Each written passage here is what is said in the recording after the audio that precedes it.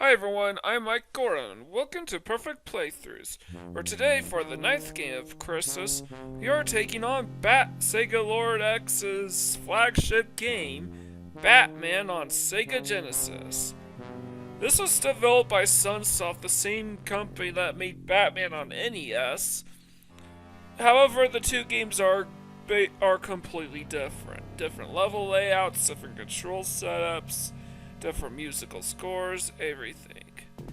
In fact, due to copyright concerns with the NES and Sega Genesis, Batman on Genesis had to wait until 1991 to make its way here to the US.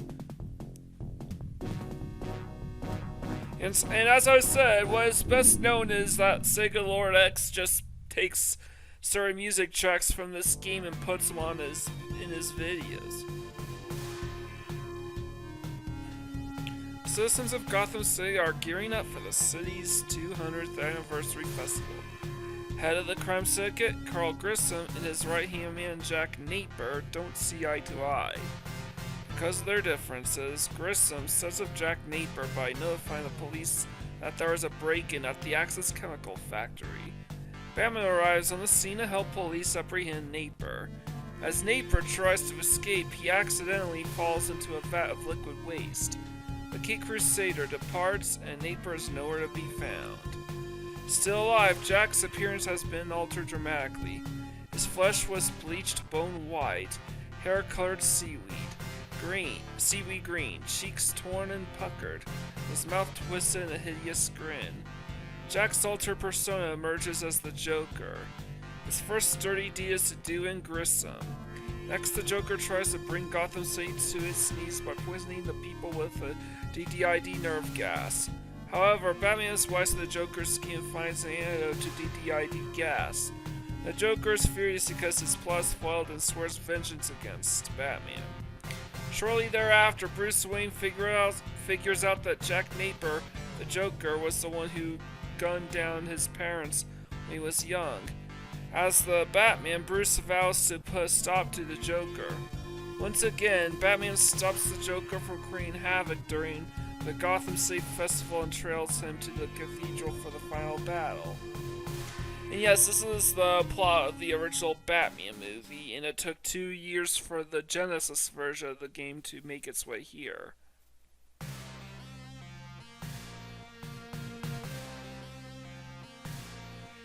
Yeah, anyone who's the Sega Lord X recognizes this track. By his account, this is the best musical score in this Sega Genesis library.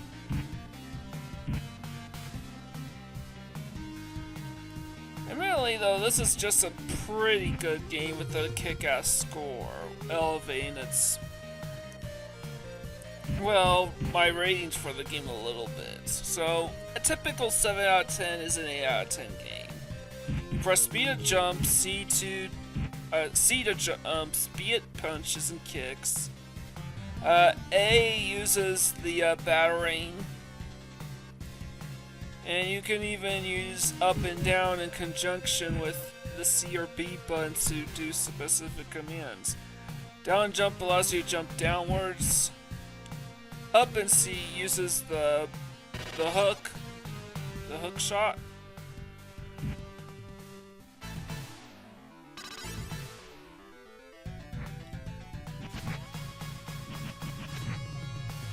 And down and B allows you to kick.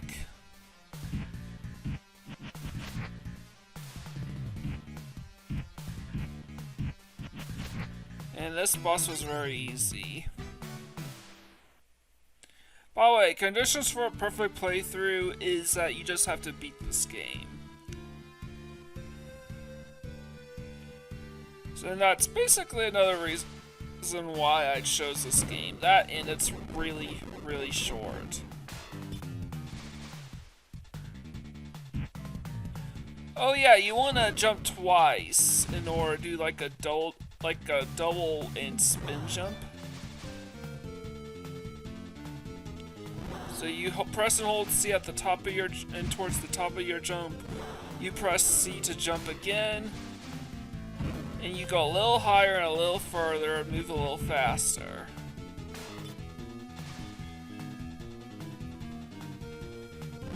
This game's kind of like a beat 'em up, kind of a platformer. It's a little weird. I think it's best to just categorize this as an action game, because the whole axis of the gameplay revolves around combat. Even though the combat is pretty straightforward. Honestly, it's a perfectly fun game. It's not too difficult to figure out how to play. And more specifically, this game came out shortly after Sonic the Hedgehog on the Sega Genesis. So that's sink in.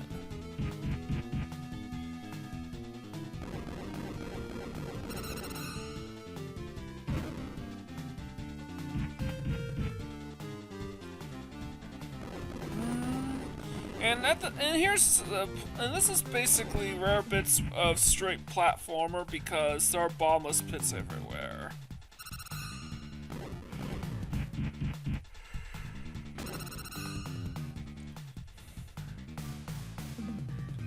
I keep jumping, jump, jump, jump.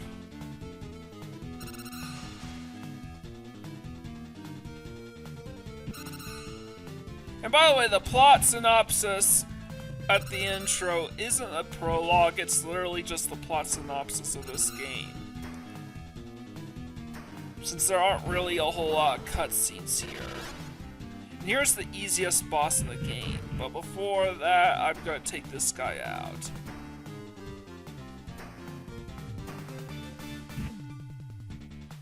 All you have to do is jump on top of him and you'll knock him into the vat of acid.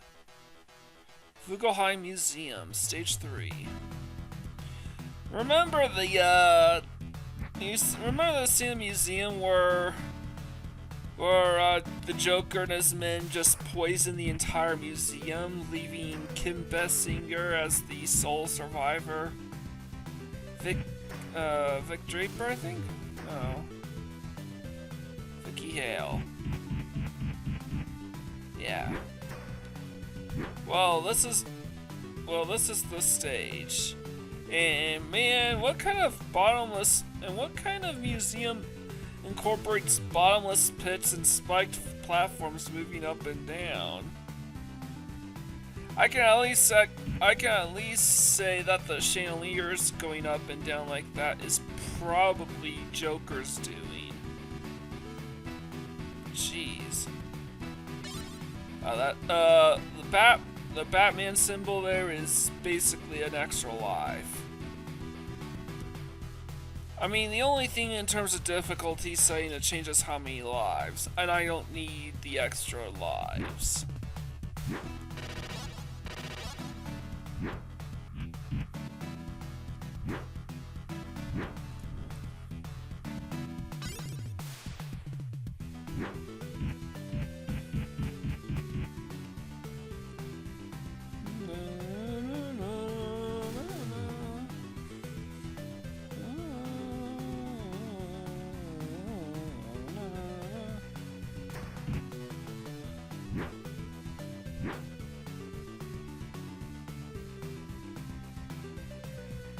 I thought about going down there pick up some more batarangs, but nah. That guy takes too many hits, and it's needlessly putting myself in harm's way. I want to jump when we near the bottom.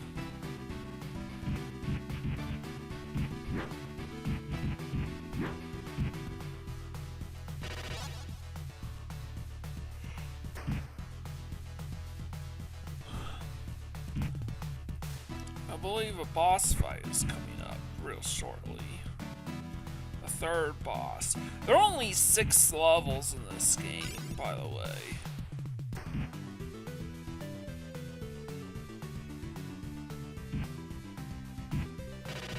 So this is a really, really short game. Apparently Sunsoft didn't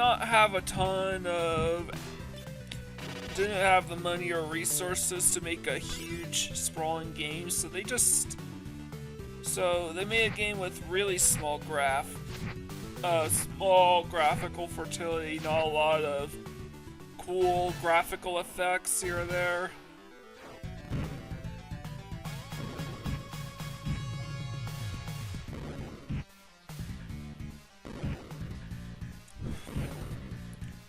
Just have to back away a bit.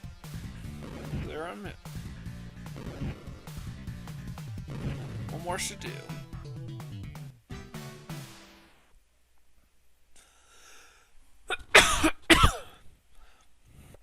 And here's a rare cutscene.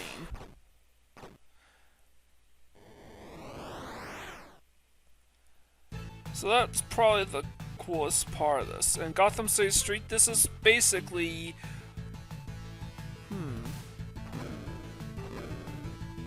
Pretty sure this is supposed to be the part where...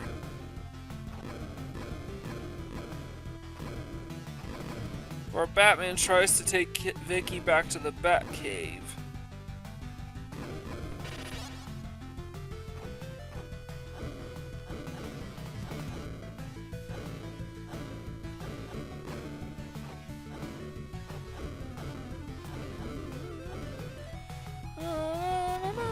And this music track closes Sega Lord X's videos basically all the time. I always hear this music.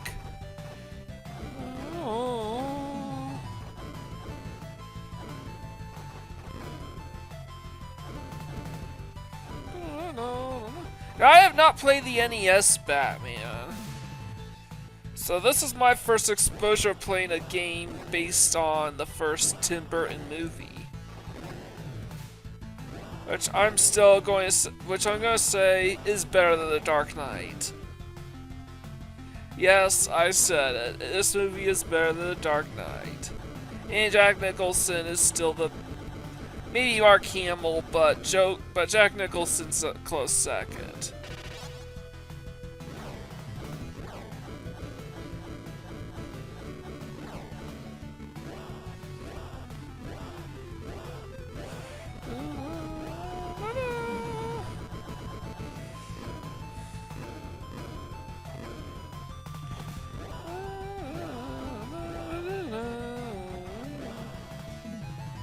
Yeah, you know what? This is actually really catchy. So he's definitely right on the money. This has a kick-ass music track.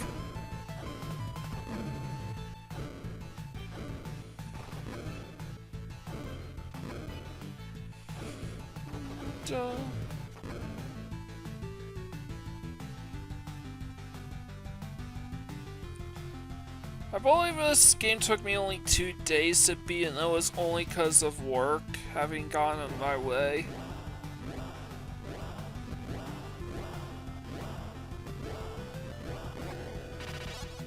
Well, at least on the first day.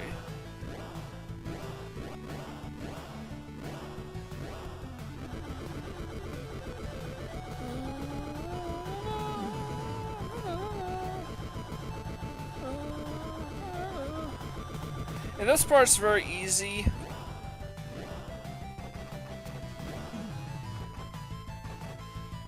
You just try to stay out of the way of these trucks until the boss shows up. Here we are.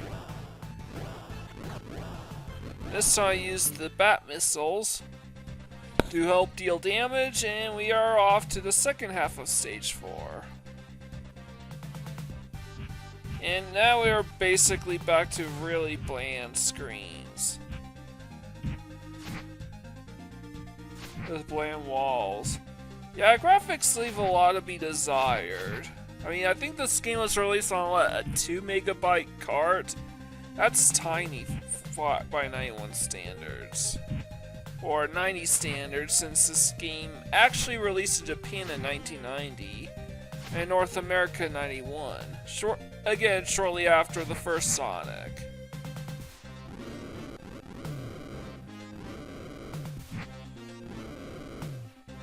Sunsoft was not allowed to release this game in North America in 1990 because the NES still had exclusivity rights.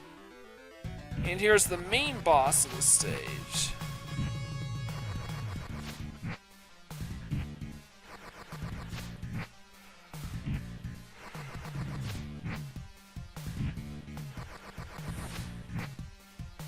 This is literally all you have to do. If he gets too close, you punch him. When he's far away, you throw a batarang at him. This guy over Gotham City. This is stage 5. This is during the parade when Batman's trying to get rid of Joker's poison gas. So the first stage was basically the opening scene of the movie. The second stage is basically showdown with Jack Napier that results in him becoming the Joker. The third stage is the museum stage where Batman saves Vicky from the Joker. Stage 4 is Batman getting Vicky to safety while beating up some street thugs in the process. This stage is Batman saving Gotham and uses the same exact music stage as the first part of stage 4. Don't worry about blowing up the balloons. They won't release the poison gas. Even though if those would pop, I reckon that would be a bad thing.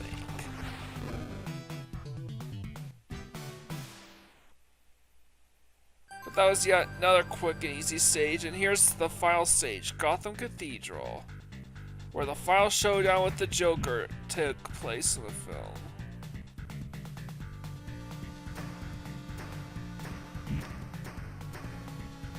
And this is a stage of 3 acts, by the way. If you take every act, not counting boss acts, as their own little stages, then there are probably about 10 levels in this whole game.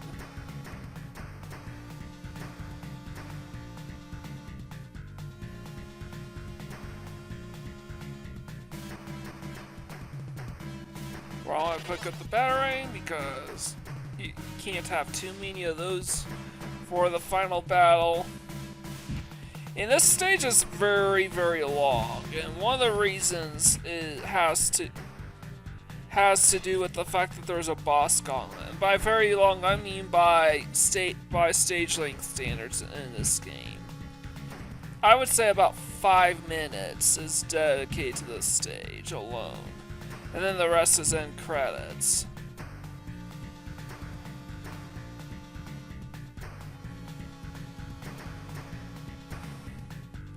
So sorry that I haven't done too many requested videos lately. You know, games I got tons of requests for. Really, it came down to time constraints. Many of the requested games were games I either had good experience, I had plenty of experience with, like Streets of Rage 3. Or a couple upcoming games that will be on the docket for 12 Games of Christmas, which I'm not gonna show off just yet. You'll know what they are when they get to it.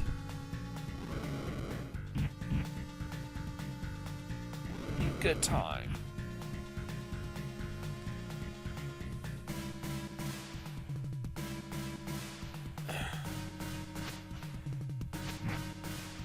Alright, I completely forgot the strats for this guy, so I wound up fighting him the hard way. The long, arduous way.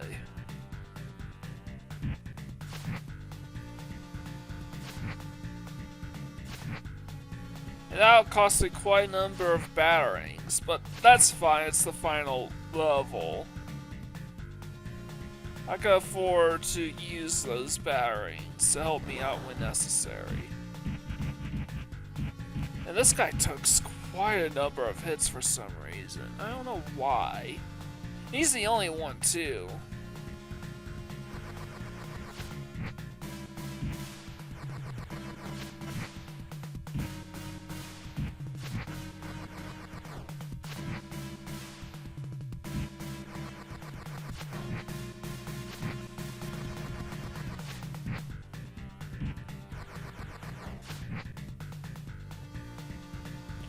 And this guy was pretty easy to take down.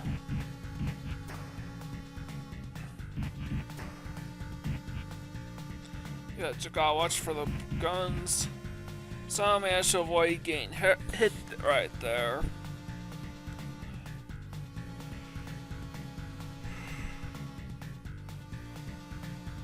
Alright, let's see him.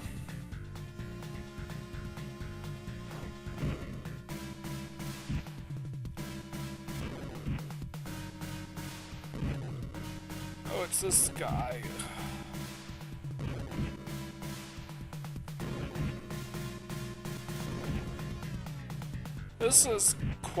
This can be quite tedious.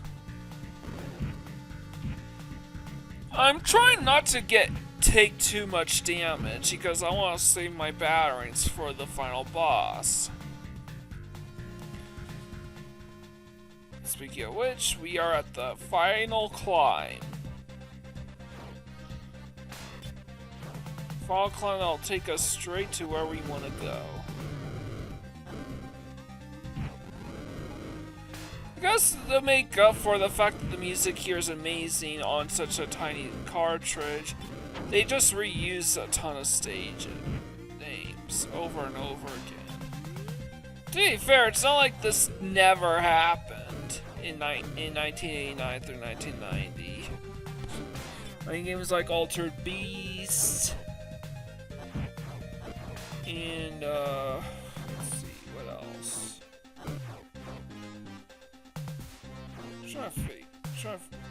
My mind's drawing a blank.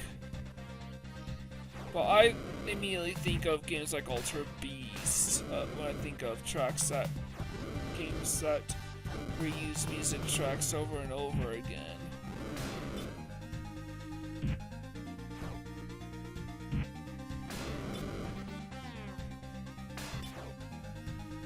So how will I know when we reach the top? Well, when the screen fades to black, of course.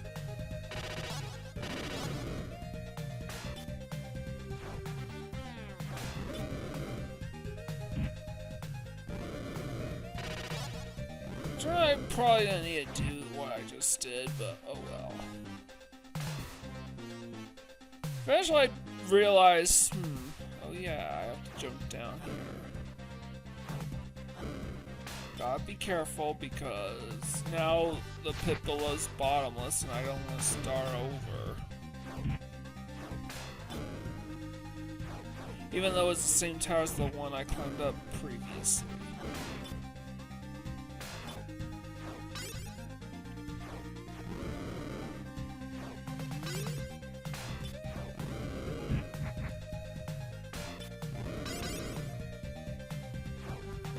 Purposefully took damage, but got the heart to make up for it.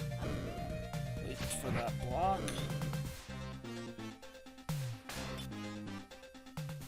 And now we're at the final stage.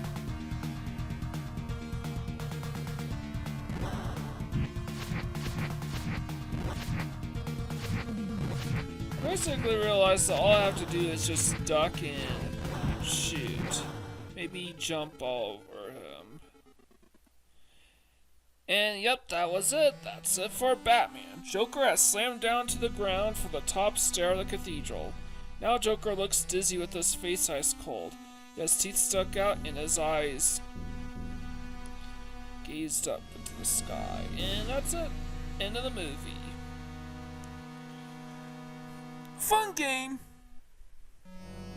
Definitely a fun game. Kick-ass music. Didn't use the Danny Elfman score, which I prefer, but you know what? This game's musical score works. So, with all that said, there really isn't a whole lot for me to say. Hope you enjoyed this perfect playthrough, even though it's really just a straightforward playthrough. Akira worked on it. I wonder where Tetsuo Ishima was. Or, Kaneda.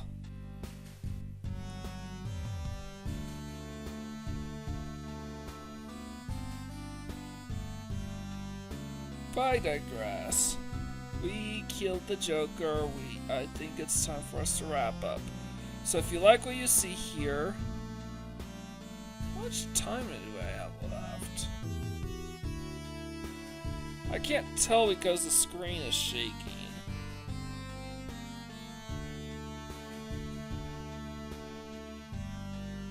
Oh, I think I have about a minute left. Less than a minute left, like 45 seconds.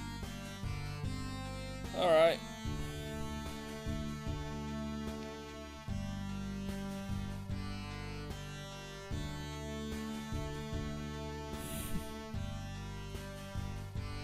So, you know what? This game gets my seal of approval.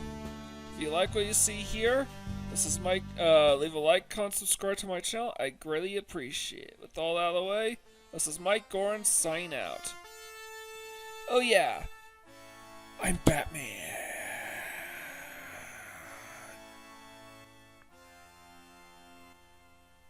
Okay, I'm done being the goofball. Mike Gorin, sign out.